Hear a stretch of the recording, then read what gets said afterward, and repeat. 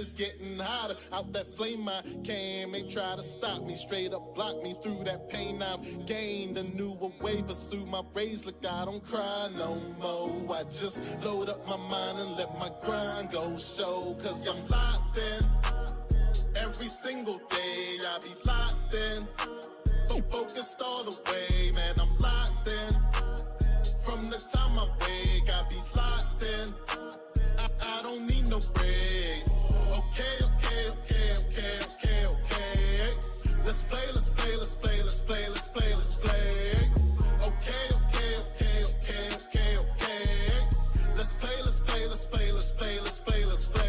Sorry, ain't no conforming. They'll know when I come for them. They don't know what I'm forming. They get low while I'm soaring. Ain't nothing about abnormal. Low, no, he abnormal. Bad for you, ask for who doubts I shout. I'm mad for you. No debate, I flow grade 8. Luckily they with me now. Sit back, watch a procreate. I spit raps that'll glow through hate. Stay focused on your biz and don't you ever focus. Stay focused on your biz and don't you ever focus. I'm locked in every single day. I be locked in, focused all the way, man. I'm locked in from the time I wake. I be locked in. I don't need no break. Okay.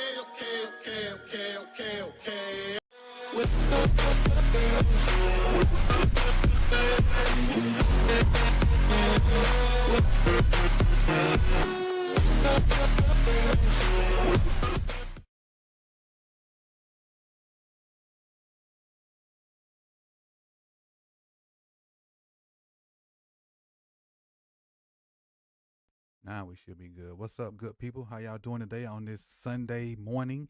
Well, it's morning everywhere in the States. So I appreciate you guys for coming through. And what we got today is just really, the same thing that the heading says. Bi-week vibes. Bi-week vibes. Hey, Coach, did you ever do the drawing for November? I did not. I need to do that. I did not do the drawing for November. I did not.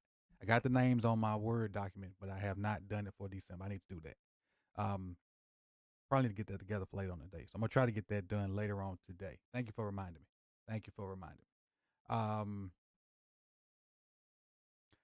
Oh, like I was saying, bi-week vibes. So what we're gonna do is we're gonna look at some things, compare them to last year. What has to do with Lamar, has to do with some coverage situations, has to do with some O-line numbers. Then we're gonna get into the Deontay Johnson drama, and I'm gonna talk about it a little bit. Maybe get some input from you guys, see how you guys feel about it. Then we're going to look at our playoff scenarios and how they fare, to this date. We did it a while ago, and at that point, we was trying to get the number 2 seed. That's dead. So we're going to look at the playoff scenarios and see, the people around us and realistically what's, where we will be projected to be, once we get to the end of the season. And that's barring some crazy upsets or we just fall off a cliff or some things like that. But we'll get to that toward the back end. So what we're going to do is I appreciate, who is that? Ravenville, Bazel, Agro Valley Farms, GDSQ. Appreciate it. So let's go ahead and get this thing started with our bi-week vibes. So first off, we're going to start with passing concepts. And I'll make this bigger so everybody to see it. So 2023 is on the left. 2024 is on the right. And obviously 2024 is not a complete picture because we still have games left to go. But 2023 is a complete picture. And so I want to talk about, the change in the offense from last year to this year and going from there and just kind of see the little subtleties that may have gotten better or worse or whatnot. So we'll start off with the passing concepts. And so in 2023, on play action, this is the whole season for 2023. This is the complete picture. On play action, Lamar was graded 90.3% on play action last year. Only 2 interceptions. Only 2. Get my chat where I can see it. You locked in. Keep staying locked in. And appreciate the gifted, man. Appreciate the gifted, Bazel. Appreciate it. Hey, if you got a gifted from Bazel, say thank you. If you got a gifted from Bazel, please say thank you. Appreciate it. Appreciate you, B. If you got a gifted, hey, say thank you. Say thank you. I'm going to let them all roll through. I'm going to let them roll through.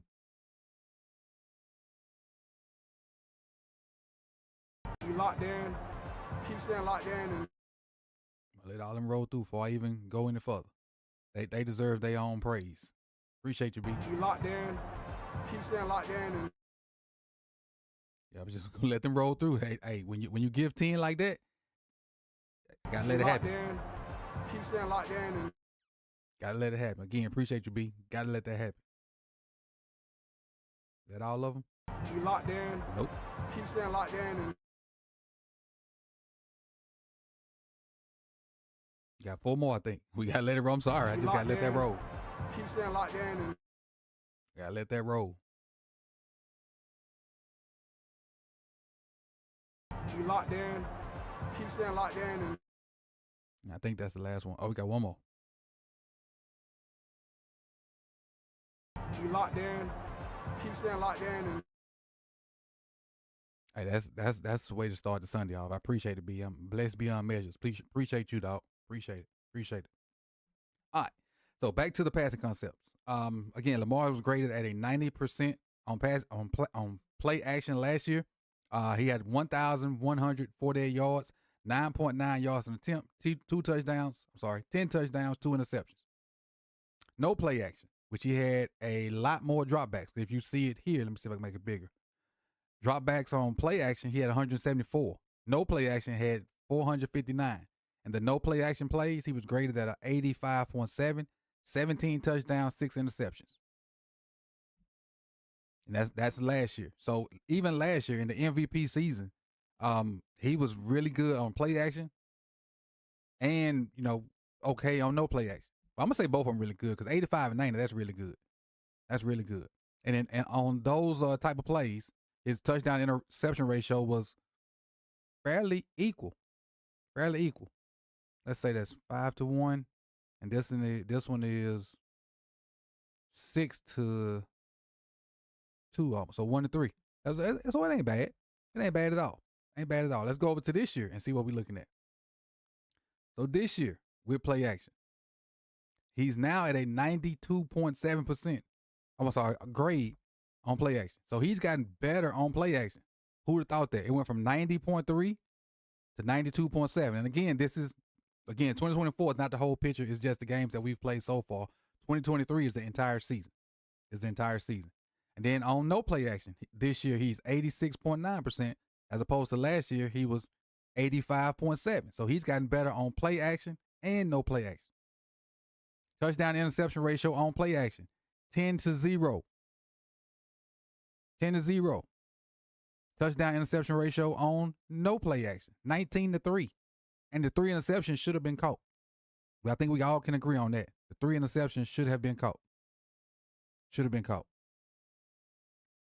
So that's his passing. And then the 2 main ones I wanted to highlight, play action, no play action, because I feel like we've done more play action this year. Let's see. Through how many games we played? 13 games. We have 124 dropbacks at play action. Through the entire season last year, we had 174. So the percentage is a little bit higher this year. We're at 28.5%, where last year we were at 27.5%. But it just seems like we've ran a lot more play action this year than we have. And maybe because the play action is more effective with Derrick Henry back there, maybe that's why it stands out in my mind like that. But it feels like we've ran a lot more play action than we did last year. But the percentages are almost the same. It's just a 1% difference. 27.5 versus 28.5. That's the difference. And as far as no play action, it's 72.5 this year.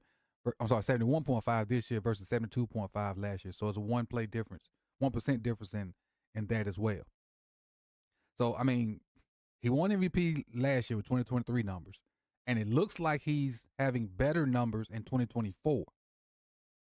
The difference is we won more games in 2023, and we're losing more games in 2024, and not his fault. I'm not saying his fault. I'm just saying. Don't put the words in my mouth saying I'm saying his fault, because it is not. It is not. Let's go on to the next concept I got. All right, passing pressure. And this has to do with the O-line a lot. Let me blow it up so we can see it. All right, so when he's kept clean, his PFF grade is 90.9. But that was last year. When he was kept clean last year, his PFF grade was 90.9. Under pressure, 77.1. not blitzed, 87.5, and when blitzed, 84.7. His interceptions came when he was kept clean and not blitzed. That's kind of backwards, but that goes to show you how cool, how he keeps his cool when people blitz him. Because when he was under pressure and blitzed, he only threw 3 interceptions, which is, you think it would be backwards. You think pressure and being blitzed will cause you to throw more interceptions, but in Lamar's case, it didn't last year. He had 8 total interceptions last year. So 27-8. Now let's go over to this year. When kept clean, 93.8 as opposed to 90.9 last year. Under pressure this year, 77.7 as opposed to 77.1. Not blitzed this year, 91.1. Last year, 87.5. When blitzed this year, 90 even. Last year, 84.7. So again, another metric that says Lamar is even better this year. He's even better versus the blitz and when kept clean. Under pressure, no interceptions. When blitzed, 2 interceptions. And again, all 3 of them interceptions were drops. All 3 of those interceptions were drops. So he's playing a lot better this year than he was last year. And for the people that's saying that he's not in the MVP because of us losing games, I see where you're trying to go with it, but the numbers are the numbers. And people complained about the numbers last year. Don't move the goalposts. Don't move the goalposts. The numbers are the numbers. So, if he won MVP last year, he got better numbers this year, and there's nobody with better numbers, make it make sense. Make it make sense to me. But again, it's amazing what he does under pressure and when blitzed. 90 grade. 90 grade. And as far as the dropbacks, let's compare the dropbacks from last year to this year. I mean, the attempts, rather. All right. When he was, I got it where I can see both of them. Sorry, you may not be able to see this one, but I can see both of them. When he was kept clean, he had 403 dropbacks last year. This year, he only has 276. Percentage is similar. Remember, 2023 picture is a full this season, and then the 2024 picture is just up until now. So that's why the numbers are kind of skewed a little bit. That's why we're going to kind of focus on the percentages. But when kept clean, last year, 63.7. This year, 63.4. Under pressure, 36, pretty much 36% on both of them. Not blitzed. He's been not blitzed more this year, 65.7% versus 62 last year. And then when blitzed, he was blitzed more last year than this year. This year is only 34%. Last year was 37.9. And I think the not blitzing part is part of the people realizing that, and kind of what these numbers say. If the more pressure you put on him, the better he performs. And that's a testament to him being able to escape, one thing, and then still being able to make plays happen once he escapes the pocket. And he's having to do a lot more escaping of the pocket this year as opposed to last year. And even though we had Simpson and Morgan Moses, I think we all can say we regressed on the line this year.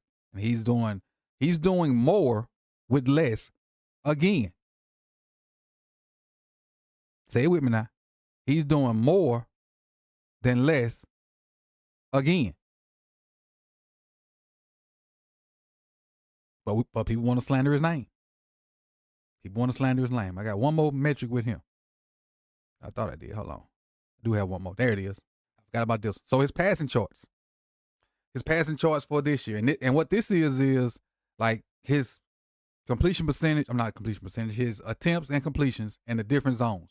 So this bottom zone across the bottom is like screens. That's behind the line of scrimmage. This zone right here across the top. Well, not across the top, but right where you kind of see my mouse going. That's 0 to 10 yards. That would be short. This next one is 10 to 20 yards. That would be considered intermediate. And everything above that is 20 plus, so that'd be deep balls. And then you see outside left between the numbers and outside right. So last year in 2023, his hot zone was right over the middle, short. 96 for 120 attempts, 1,203 yards, 6 TDs, no interceptions, a passer rating of 115.4. That was his hot spot last year. His next best spot was right above that in intermediate. 35 for 54, 537 yards, 4 touchdowns, no interceptions, 122.2 in passer rating. So everybody and their mama said, for Lamar to go to the next level, he has to be better outside the numbers, deep and outside the numbers. So let's look at deep and outside the numbers for last year. So to the left, outside the numbers on the left, he was 8 for 22, 200. There you go. 8 for 22, 281 yards, 3 touchdowns, 1 interception, 105 passer rate. Outside right, 8 for 31, 307 yards, 2 touchdowns, 1 interception. Passer rating significantly lower on the outside right, 76.4. All right, let's go to this year. And again, remember, this year is not a complete picture. But I just want to show you all the zones that he's better in this year. You'll see the word better beside every zone that his numbers are better than last year. So screens to the left, better. Screens to the middle, better. Intermediate left, better. Short left, better. Short right, better. Intermediate middle, better. And deep middle, better. That's where he's at. But again, we talked about him being better outside the numbers. Let's compare the outside the numbers. So, again, so far, he's still outside left, 8 for 22. It's crazy how he had the exact same number, but the season ain't nowhere close to being over. So he's going to have more attempts outside left. So far, his rating on outside left is 94.3, 1 touchdown, no interception, 247 yards. So last year looks like he may be better outside left. Outside right, he's only had 14 attempts outside right. Outside deep right, only had 14, 131 yards, but 2 touchdowns, no interceptions. His passer rating is significantly better. So I should have put better right there too. I guess I forgot. So outside right is better so far. 105.7 passer rate.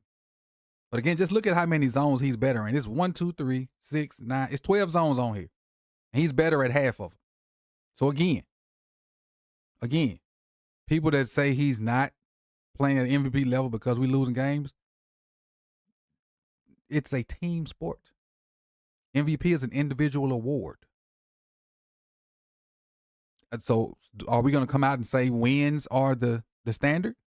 If that's the case, if wins are the standard, whoever has the most wins in the season, the best player on that team should get the MVP every year. If wins are the standard, or if wins are factored in. I mean, that's what that's what they're trying to make it to be.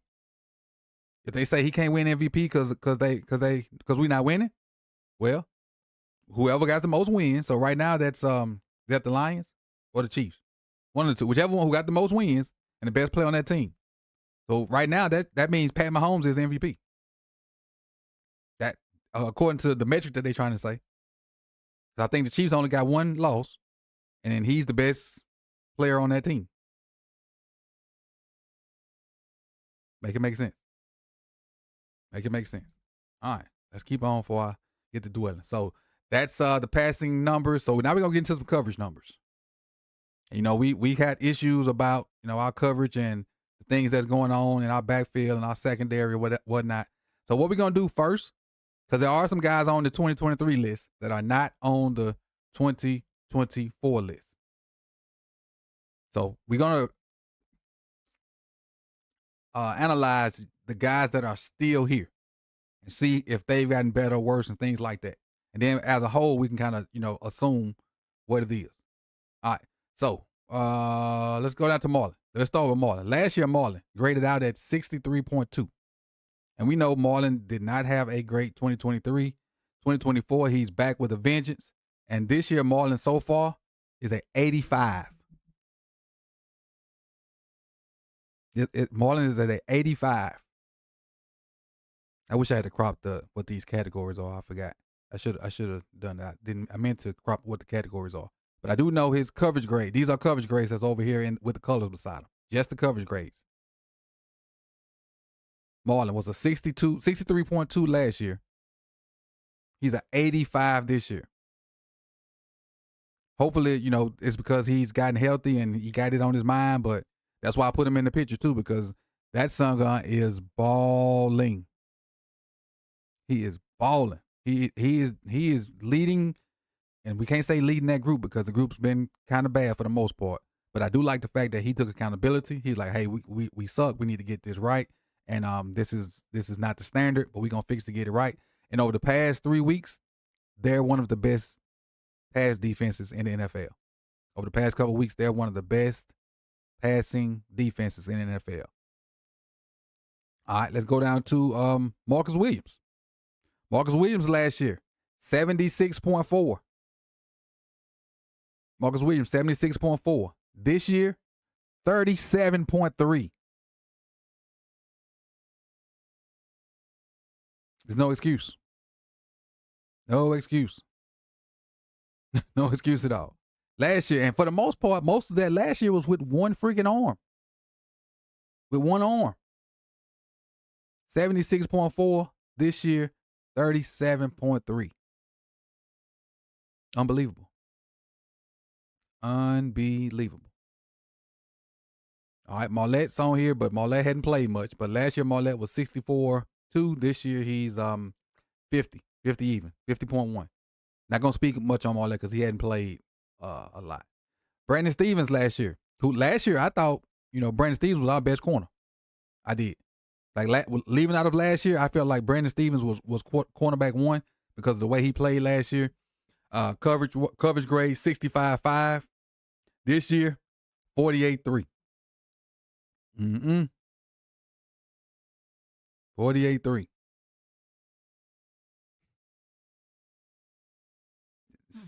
So the only person that's went up so far, we've only did 3. Only person that went up so far is Marlon. Donations. Shockwave a lil too close to my lead hold on Playa. Appreciate you, B. Trying to get them points up.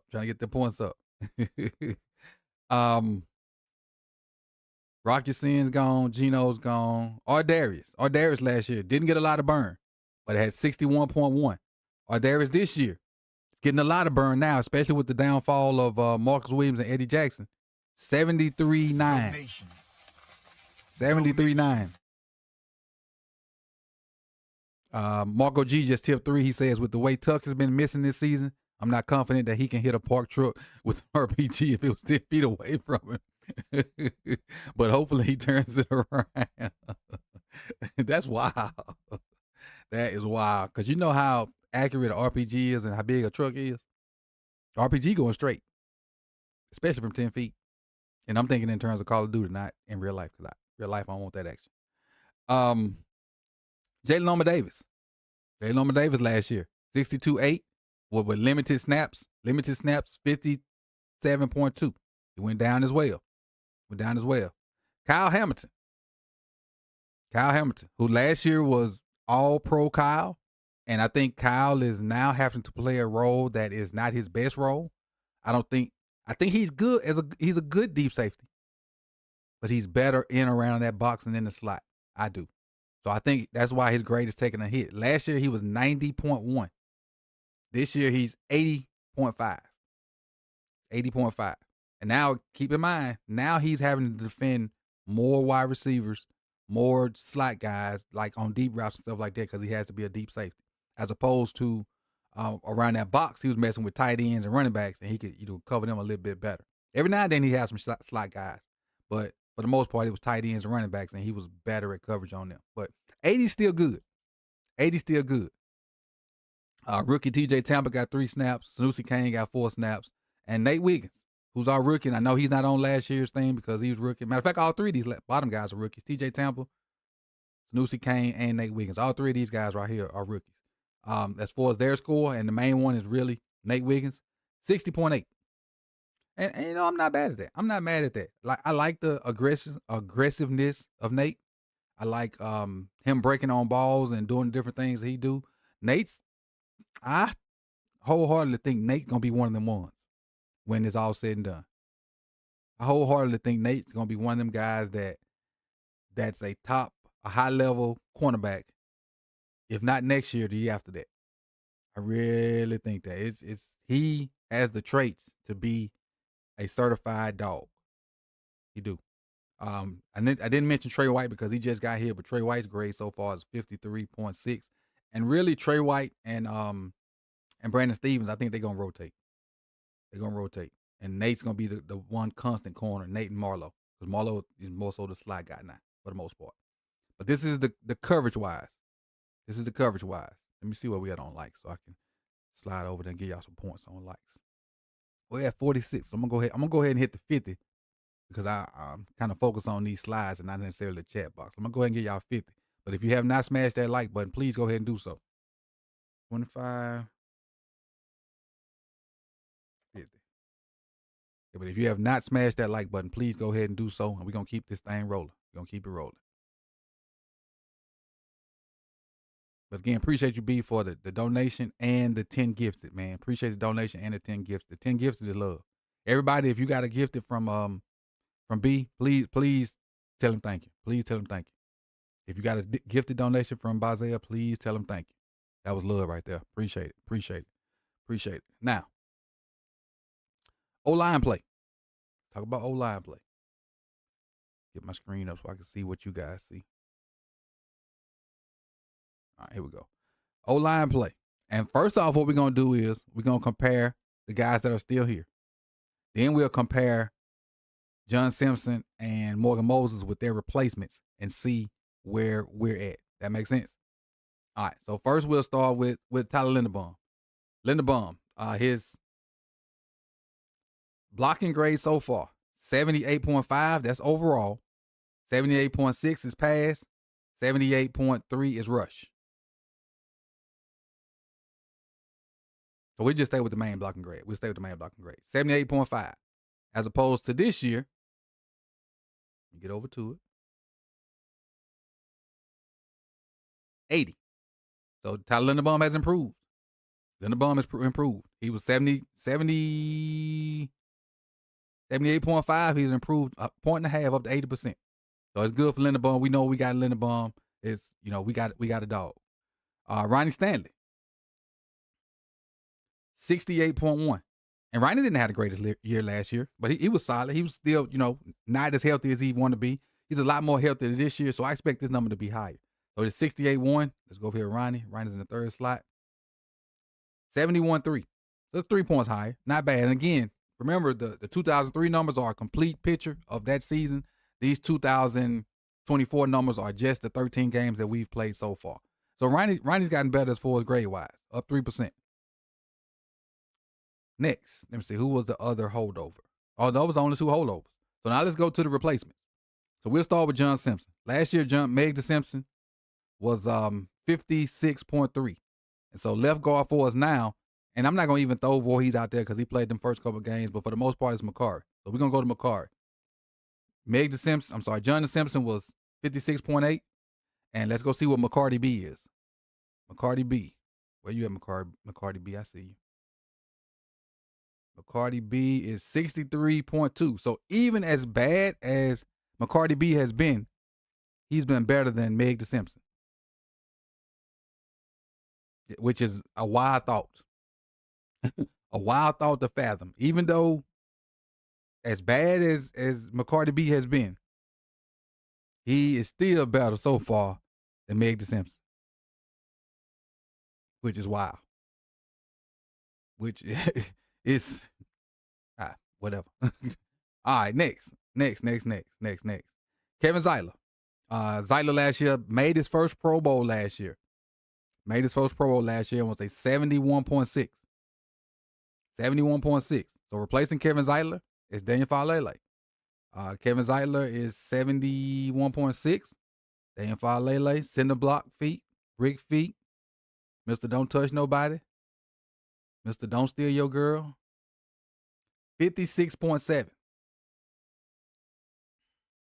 And again, we see, hold on a second. We see this all the time from Falele. He get to the second level. Ain't touched the soul. He's looking back to see what's going on. That's him on the second level. Looking around, ain't touched the soul. Not one soul. But he got the grace of the coaching staff, and he's in there.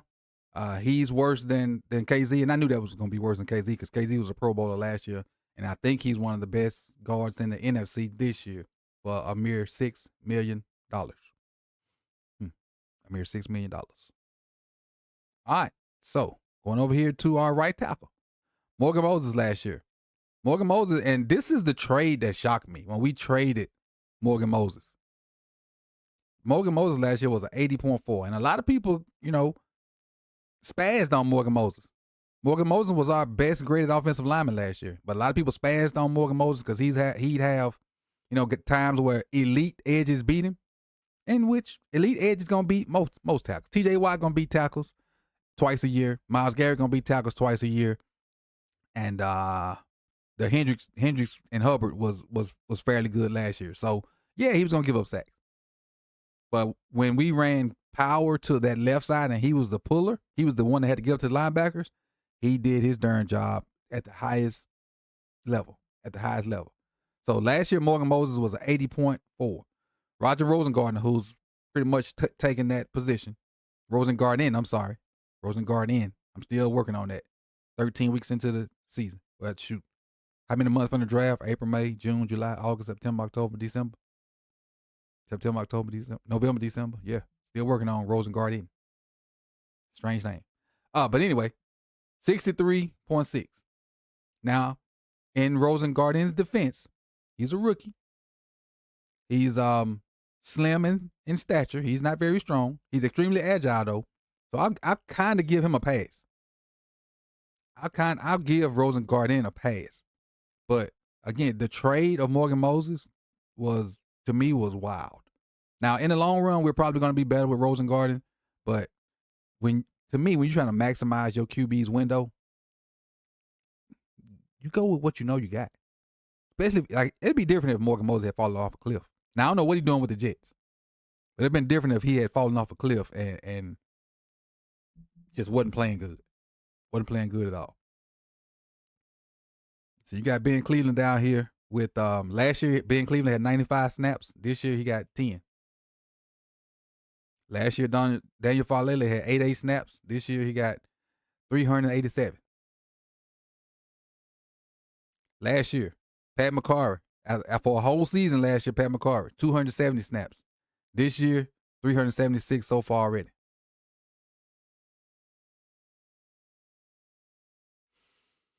My thing is, what bothers me is the plan to lose Simpson, which was understandable, and you throw Ben Cleveland at that spot, you throw Voorhees at that spot, you throw McCarry at that spot, you throw Josh Jones at that spot. Understandable.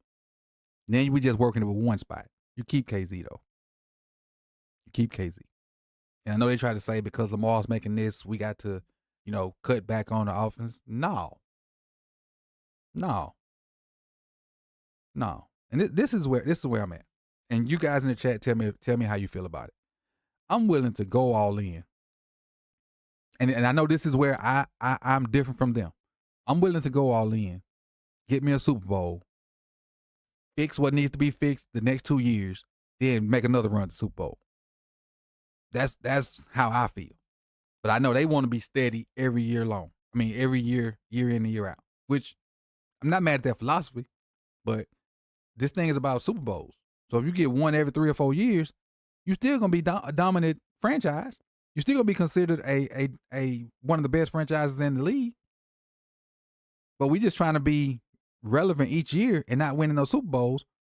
That ain't what we're looking for. That ain't what we're looking for at all. But I don't want to get in that soapbox. Let's keep it pushing. So we did Lamar's passing concepts, his passing chart, passing pressure. We did coverage numbers. We did O-line numbers. Let's get into this real quick. Let's get into this. Get into the Deontay Johnson drama. So, how do you guys feel? Like, where are you guys with the Deontay Johnson situation? And unless you've been living under a rock, I'll kind of sum it up real quick. So Deontay was traded from Carolina. Word is there was no assurances that he'd get, XYZ snaps or whatever. They even came out and said, we're trading for Deontay Johnson. This does not affect Bateman or Flowers. Like, I felt like that was too much dip on the chip to even come out and say that. but they did come out and say it. And so for the most, and this guy's staying with Nelly too. Like Nelly is his, like, until he got, I guess, his stuff. He may have his own place to stay now, but he was staying with Nelly too. So again, Bateman, Flowers, Nelly, Deontay Johnson, Tyler Wallace. Those are the 5 receivers for the most part. So you bring this guy in. Again, they said there was no insurances on snap counts or whatever. Got there in like on a short week. Obviously not gonna play. Understandable. The next week, probably, was trying to get accustomed to the playbook or whatever. Got a bunch of snaps versus the Bengals. And I don't think that was I don't know if that was the next week or not. I can't remember. But got like 17 snaps versus the Bengals. Everything else has been downhill. And, the couple snaps, the couple targets that he got, people are trying to make it seem like they're his fault. He caught 1. 2 of them he couldn't catch. 1 of them he failed. And I don't know what happened on the 5th one.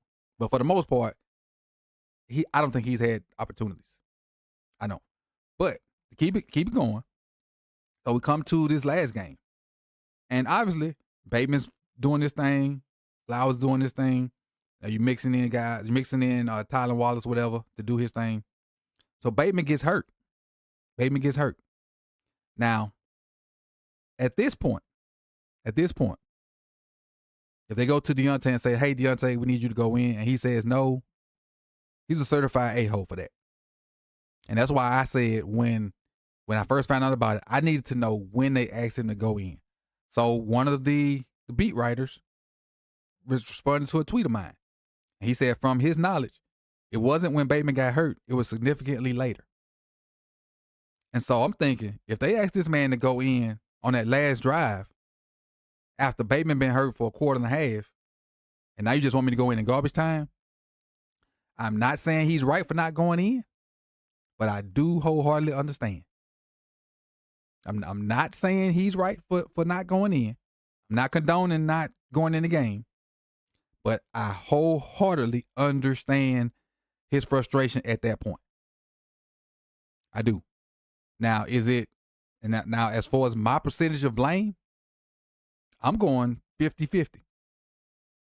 50-50 him and 50-50 like coaches or management or whatever. Because there's no way you can tell me. There's no way you can tell me that is he better than Bateman and Flowers? Probably not. Not at this point, probably not. But his resume is better than both of them. But again, so let's just take them 2 out. Say he ain't better than them. We're gonna say he's not better than Bateman and Flowers. All right, so now you're looking at Nelly and Tyler Wallace.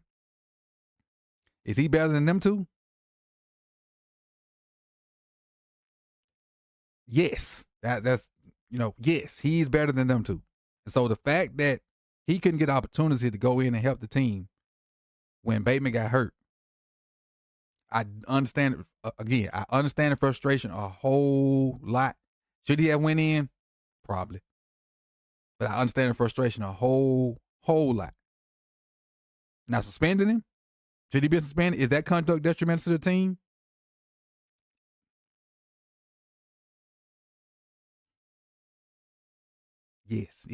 Yes, technically it is. Because they asked you to do something, you didn't do it. But I still think they put too much dip on their chip by putting it out there in the release that, hey, he refused to go in the game. So if you're that mad at him to suspend him and come out and say the reason why we doing it because he didn't go in the game, and you came out and said that signing him doesn't affect Flowers and Bateman, just cut him. Don't be scared. Don't be scared of the Steelers picking him up. Don't be scared of the Chiefs picking him up. Don't be scared of the Texans picking him up. If you don't mess with the man, and I want to use another word, but today's Sunday morning, if you don't mess with the man, cut him. Let him be on his way. Because as soon as you cut him, he's going to a contender. He is going to a contender as soon as you cut him. His resume is better than anybody's on the staff. Did you not want to affect chemistry? I understand that wholeheartedly. I do 100%. You don't want to mess up the chemistry with your guys you got. Those two guys are probably going to be with you a lot longer than Deontay, so I understand not wanting to make them feel a certain kind of way because you brought a guy in. I do understand that. But my thing is, when Bateman went down, he should have been up. He should have been Bateman's replacement and let Wallace and Nelly still be in the roles they in. That's how I feel about it. So you guys put how you feel. Like if you're watching it live, put it in the comment section. If you're watching, in the chat box. If you're not watching it live, you're watching the replay, put it in the comment section. Now I will say this before I go on to my last topic. If you I ain't gonna say if you agree, because he was wrong for not going in completely. He was wrong for not going in. Actually, so put in the chat section, put in the chat box, a 1 if we should cut him, or 2 if we should keep him and use him. A 1 if we should cut him. I'm gonna type this in so we'll know. 1 equals cut. 2 equals keep and use. That's what you put in the chat box. Put a 1 if we think we should cut him, a 2 if we should keep him and use him.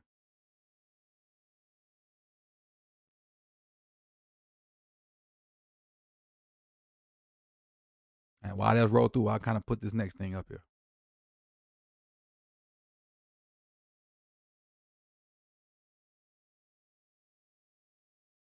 All right. So next thing up. Our conference standings. This is where we at. We're going to talk about the playoffs here for a second.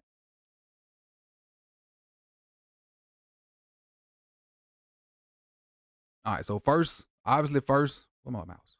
Oh, there it is. KC is first. Kansas City is number 1 seed so far. They're 11-1. Buffalo's second. They're 10-2.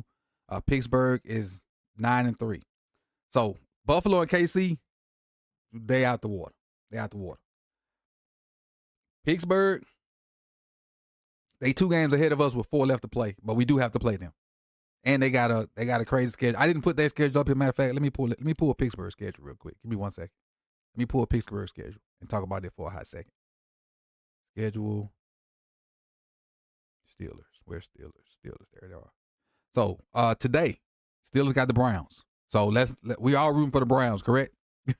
We all rooting for the Browns. Then next week they got the Eagles. We all rooting for the Eagles that week, correct? So then they got us. Then they got the Chiefs. So the 3 seed ain't out of the water because the Steelers got the Browns today. They got the Eagles next week. Then they got us. Then they got the Chiefs. And they got the Bengals.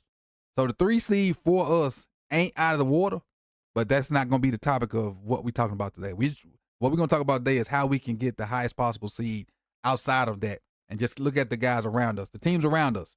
Houston 8-5, Chargers 8-4, we're 8-5, and then Denver's 8-5. So we're really going to focus our thought process on those 2 teams, or those 3 teams rather, because they're right there with our record. All right. So the first one. This is Houston's remaining schedule. So they have a bye week today with us. And most of the teams that play on Christmas Day kind of got a bye week today, with the exception of Kansas City. Because we kind of played like they wanted that bye week so they can kind of be rested up for those 3 games in 10 days. So they're on a bye week with us today. Houston has Miami. Now, this game is indoors, and Miami is starting to get healthier offensively. Jonnu Smith has emerged as a nice target for Tua because they won't let them get over top anymore. They refuse to let the Dolphins get over top. So Jonnu Smith has been eaten. But that's a push. I think Houston loses to Kansas City on that Saturday game on the 16th. I think they lose to us, and I think they beat Tennessee. So that's 2-2 for Houston. So that would make Houston going out 10-7. That makes Houston going out 10-7. Let me write this down. Before I forget.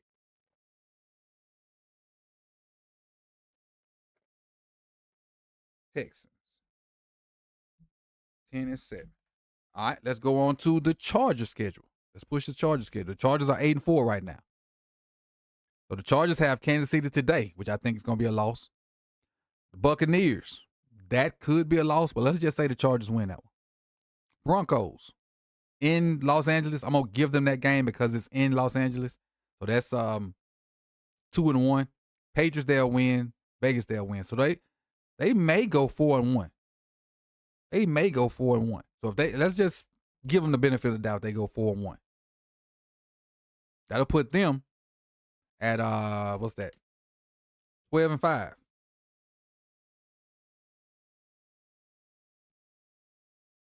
They may go 4-1, but odds are they're probably going to go 3-2. But I'm gonna give them the benefit of the doubt today and say they go 4-1. Because I really think they could lose the way Denver's playing. I think they could lose to Denver.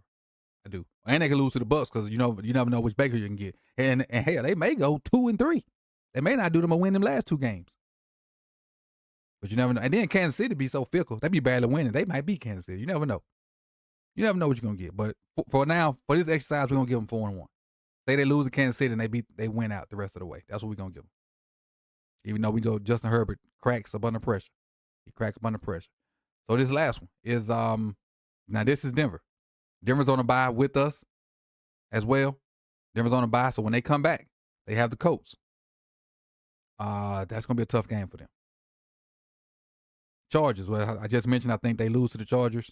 So let's say they beat the Colts, lose to the Chargers, and I think they're gonna lose to the Bengals, and I think they're gonna lose to the Chiefs. That put Denver going 1-3 the rest of the way, and that'll put them at 9-8. So with that being said, and I didn't think about that, with them being 9-8, that's gonna give somebody an opportunity to creep in. Let me look and see who that might give. Look at the standings. Schedule. Nope. Standings. Conference. Them going 9-8,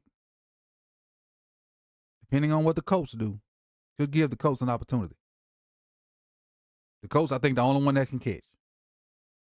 And I don't think Cincinnati gonna run the table. The Colts in Miami and Cincinnati, the only ones that could be possibly talked about at that last playoff spot if Denver goes 1-3 the rest of the way. If Denver goes 1-3. And lastly, we'll look at our schedule. What we got up. So for us, we have the New York Giants after this bye week, which I think is a win.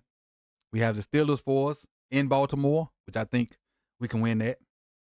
We'll win that. I think we will win that. Versus Houston at Christmas. I think we'll win that as well. And then versus Cleveland. Depending on where we sit and where they sit, it's going to be interesting to see what happens January 5th, but I think that's a win. Now I will say the two possibles. We obviously struggle versus teams with good defensive lines, especially interior guys too. Pittsburgh got it all, interior and exterior. Cleveland got it all, interior and exterior. And we've lost to both of these teams already. The reason I'm saying we're going to beat them is because we've lost to both of them. And both of these games are at home. So that's why I think we go 4-0. And it's not me purple shading. I think because we played them at home and we've already lost to them, I think we beat both of these teams in this last stretch of the season. This is an important stretch of the season for us. The Giants, with Dexter Lawrence not being there, I think that'll help us out tremendously. If Dexter Lawrence was there, I'd be worried a little bit, but he's not. People tell me he's hurt. So, and I haven't looked into the Giants yet, but people tell me he's hurt. Houston Texans, I don't know of what good defensive lineman they have other than their edge guy. I forgot who they got up the edge. They're young guy from Alabama. Will Anderson. I think they got another guy on the edge too. But they don't have a guy up the middle that scares me, which I think that's the issue, having a guy up the middle. And so I think we will be 4-0, honestly. But I'm gonna take my purple shades off and let's just say we 3-1. Let's just say we go 3-1. That'll put us at 11-6. And that'll put us, out of those 4 teams we talked about, that'll put us second in those 4 teams that we talked about. So Houston will automatically, they'll be the 4 because they win their division. but that will put us at the 5th seed. So when that comes to playoff things, if you look at it, if we make it to the 5th seed, that'll be Buffalo versus whoever's 7, Pittsburgh who's ever 6, and which won't be us. Then that'll be Houston versus us again, which will be a rematch of the Christmas Day game in the opening round of the playoffs. Which, sign me up for it. Sign me up for it. It is what it is. So that's what I got for y'all, man. Lunch day vibes. We did Brandon Bazel did an amazing thing today and gifted 10 subscriptions. So if you got a membership from Bazel, please, I implore you to tell him thank you. Tell him thank you. So as far as to end this stream, what playoff seeding do you think is possible for us to attain? Because keep in mind, the 3's there too now. Yeah, because I didn't want to focus on Pittsburgh because I was worried about those teams that had the similar record to us. But if Pittsburgh lose them games like we talked about 5 minutes ago, the 3's there too. So what seeding do you think would be ideal for us and could lead us on that path to the Super Bowl? That's what I want you to put in the comment section. I want to read your comments in the chat box and in the comment section and see what you guys think about that.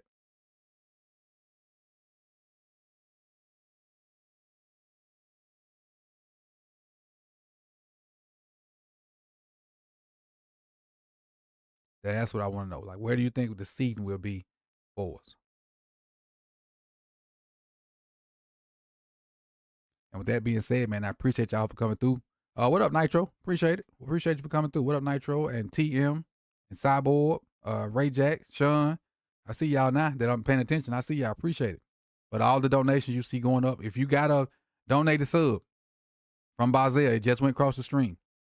You see Bazel's a donor. Marco G's donated. But again, if you got a donated sub and they finna roll again, I'm gonna call them out. You got it from Bazel, so tell them thank you. CJ Ladner, Darryl Cheney Sr., Spiritual War Exposed, Nick, Jay Samuels, Donovan Carter, C Iron, Pay the Bills, Sirius, Black Daniels. You guys got a membership subscription for a month from Bazel. So I appreciate you guys, man. And I've been doing a little more for the members and the Patreons. I'm gonna continue to do that. And I appreciate y'all, man. I could have been anywhere in the world, but you chose to be here with me. I'm going to go check out what this college playoff thing look like and then get ready for some football. And again, we are rooting for the Cleveland Browns today. We are Cleveland Browns fans today, man. I appreciate y'all. Peace and love. Matter of fact, let me give y'all points before we get about here. I know we got some more points. Up, 75. Hit that like button if you have not. We got 75 points. Then I'm going to leave. So stay and get your points, then we can roll. Cloudbot, loyalty, add points, 75, confirm. Now you can check. You can check by doing exclamation points and exclamation top.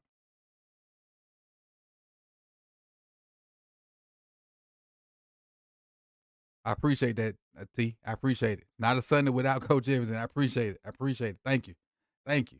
And I appreciate y'all, man, and I'll see y'all soon. Peace and love.